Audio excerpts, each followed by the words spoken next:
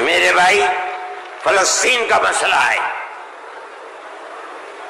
دیکھیے جب یہ مسئلہ ہوا اسی دن ہماری گورنمنٹ نے ایک بات کہی کہ یہ دہشت گردی ہے، فلسطینیوں نے حملہ کیا اسرائیل کے اوپر. میں نے کہا یہ بھی گورنمنٹ جانتی نہیں ہے. جب میں نے اگلے ہی دن بیان دیا کہ یہ غلط ہے، اسرائیل کو بنانے والوں نے بنایا تھا، بیت المقدس اسرائیل سے باہر تھا، فلسطین آزاد تھا. اسرائیل نے امریکہ کی مدد سے اور یورپ کی مدد سے بیت المقدس کو، فلسطین کو،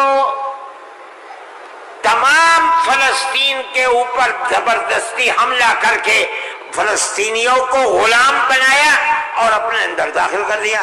پھر یہی نہیں، 2-4 سال کے بعد حملہ کیا شام کے اوپر اور گولان کی جو پہاڑیاں تھیں ان کو اپنے قبضے میں لے لیا.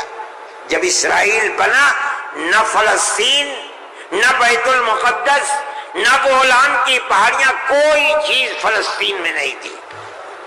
اب فلسطینی اٹھے اپنی آزادی کے لیے.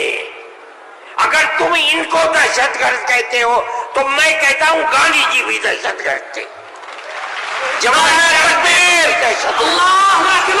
علماء ہند زندہ باد، مولانا ارشد مدنی نعرہ تکبیر.